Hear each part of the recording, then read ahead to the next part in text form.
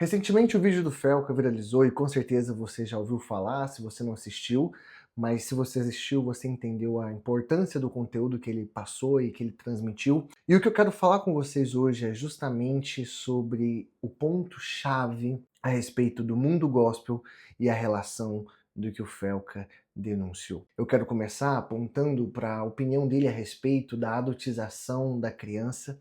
Sim, eu não concordo com a ideia de adultizarmos criança ou de impormos crianças em atitudes ou ambientes aonde somente adultos deveriam estar inseridos. E um dos pontos impressionantes que volta à nossa mente quando a gente pensa em adultização é da ideia, do contexto dos profetas mirins, dos missionários mirins, dos pastores mirins. E antes de começar a atacarem pedras em mim a respeito de crianças fazerem funções de adultos dentro da igreja, eu não vejo nada de errado você ter crianças que louvem, adorem, que sirvam, que ministrem, que preguem.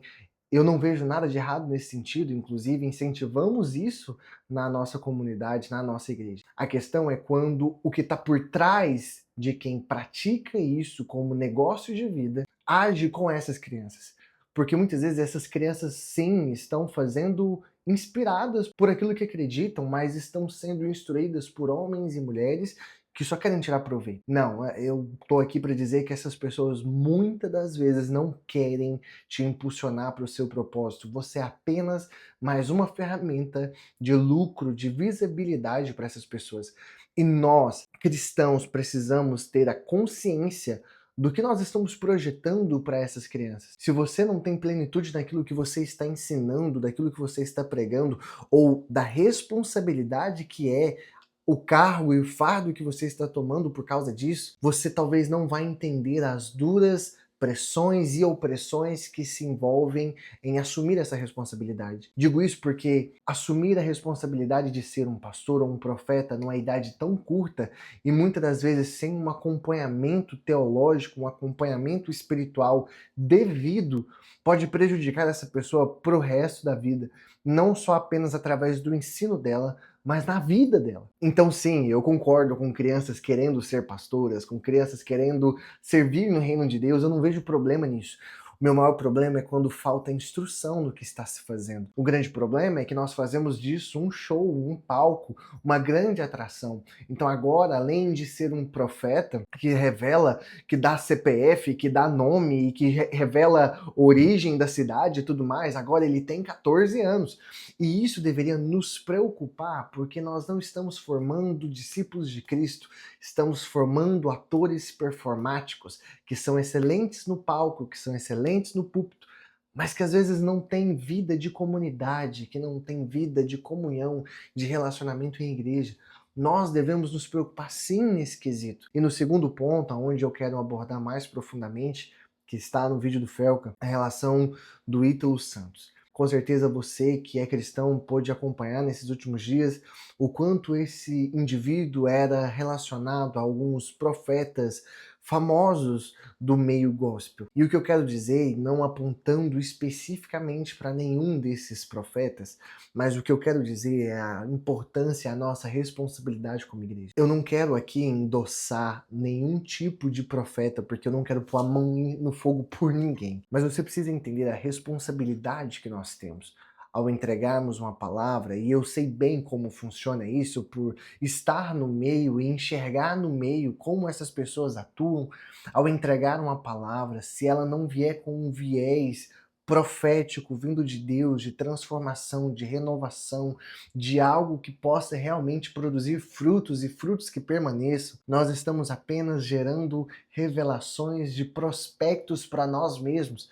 Queremos que as pessoas se enxerguem numa posição tão boa que elas possam nos ajudar. E esses tipos de revelações, esses tipos de atitudes são cartas marcadas no meio gospel que nós não paramos para entender as dificuldades que isso gera no nosso meio. Veja, não me parece mais estranho, me parece muito tabelado como funciona revelações, bênçãos, profecias boas, coisas ótimas que vão acontecer sempre com pessoas com bom dinheiro, pessoas com bons recursos, pessoas com privilégios, para que essas pessoas se conectem a esses profetas e mantenham um relacionamento de xamã e o ouvinte do oráculo e quem está buscando a resposta, colocando um intermédio entre Deus e a responsabilidade do evangelho com um homem. Olha, isso deveria ser preocupante no nosso meio, isso deveria ser algo que nós verdadeiramente nos preocupássemos. Como estamos apresentando o evangelho melhor, como estamos discipulando as pessoas. Eu quero deixar bem claro para você, eu oro para que as pessoas famosas se convertam, conheçam a Cristo. O que eu oro é que as pessoas que eu mais admiro na arte, no cinema, na música, que não são cristãs, se convertam e conheçam a Cristo. É o que eu mais quero, mas eu preciso que essas pessoas se convertam genuinamente. Eu torço para que elas sejam discipuladas e cresçam no evangelho puro e simples, que é tão simples a ponto de demandar tudo de nós mesmos. O nosso grande problema é que estamos em dois extremos. Temos a aversão a vermos famosos entregando a Jesus e temos a aversão a famosos que fingem se entregar a Jesus apenas pela experiência do xamanismo, a ideia do oráculo, e nós associamos pessoas que não têm práticas verdadeiramente cristãs por estarem se relacionando com profetas ou pessoas que têm habilidades e dons extraordinários. Nós precisamos muito mais do que entregar uma palavra profética, é entregar um discipulado profético. Precisamos que essas pessoas tenham um percurso, um trilho. Nosso evangelho não pode se limitar a apresentar Jesus e o ministério da graça. Nós precisamos ensinar o projeto de santificação, um projeto de ganhar a pessoa e de inserir ela no contexto do reino de Deus. A grande dificuldade que eu vejo nos nossos dias não é o acesso, nunca se teve tanto acesso ou maneiras de se pregar o evangelho, mas é a nossa dificuldade em discipular, a nossa dificuldade em instruir. Eu vejo grandes missionários, pregadores, evangelistas que têm feito um excelente trabalho, e nesse quesito nada contra eles, mas eu vejo uma dificuldade da igreja atual brasileira em discipular, em transformar, em gerar nessa pessoa o desejo pelo reino de Deus. O processo de ganhar pessoas e cuidar bem delas tem sido cada vez mais deixado de lado em busca de estrutura, de nome e renome. Por isso, eu quero que você entenda perfeitamente o meu ponto a respeito do que o Felca falou e a nossa responsabilidade no Evangelho. O que aconteceu, de certa forma, nos envergonha, porque nós acabamos de ver uma pessoa que compartilhava conteúdos nojentos, deploráveis, que era frequentemente visto envolto de homens de Deus, profetas, pessoas que traziam revelação, mas esses homens de Deus, profetas e pessoas que tinham contato com o Altíssimo não conseguiram nem ao menos trazer a consciência do que se estava fazendo. Veja, eu sei que o processo pode ser demorado, que o processo muitas vezes ele é lento, mas nós não podemos aceitar a ideia de que apenas uma palavra profética é suficiente para gerar transformação. Precisamos de discipulado profético, precisamos de discipulado intencional, precisamos de conexão com o corpo, conexão e relacionamento com a igreja.